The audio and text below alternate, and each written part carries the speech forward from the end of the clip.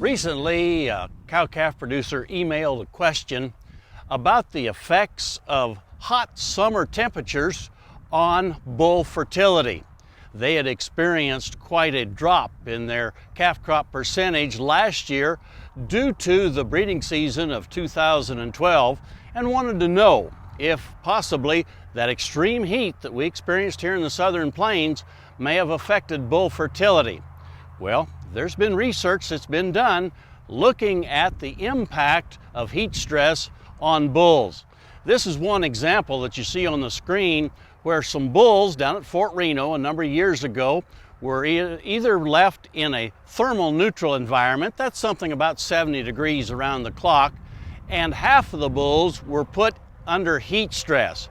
Not too dissimilar of what we might see in July and August when we get those days that are 105 degrees and overnight lows only drop down to about 80.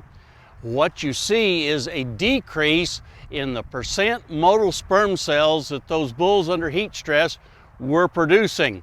And this continued until the heat insult was taken away or the bulls were put back into that thermal neutral, that cool environment. The other part of the story that's important for producers to remember is once the bulls got back into a cool environment, it took about 8 weeks for them to return totally to normal again in terms of fertility. Now, I think here in Oklahoma, when we have some of these hot summer temperatures, it can affect the percent that the cows will get bred due to the impact on the bulls of the heat stress. I don't think that it's going to be a situation where it's all or nothing. We'll probably just see a reduction in the percent calf crop rather than an entire wipeout or complete sterility of the bulls. But I think you want to keep this in mind as you're thinking about breeding seasons on your operation. We'd like to get that spring breeding season over with before the extreme heat in July and August, or move our breeding season to a fall breeding season where we're breeding in late November, December, and January, where heat stress is not an issue.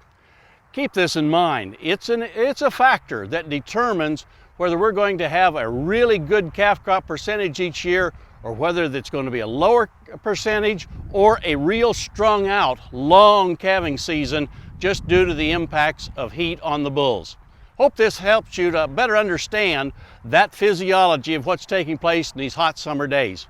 We look forward to visiting with you again next week on Sunups Cow Calf.